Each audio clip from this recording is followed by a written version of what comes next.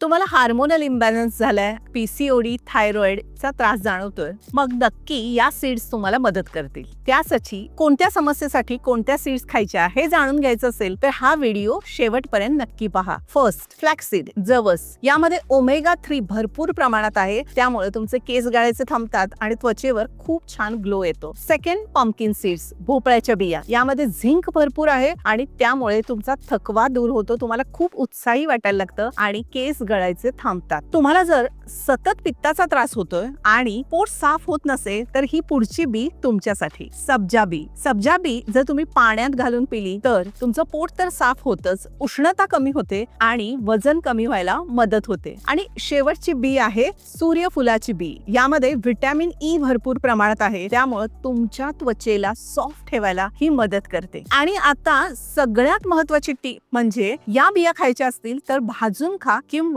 त्याची बारीक पूड करून ती खा. तुम्हालाही यातला कोणता त्रास जाणवतो आम्हाला कमेंट मध्ये नक्की कळवा आणि नैसर्गिक टिप्स मिळवण्यासाठी आम्हाला नक्की फॉलो करा.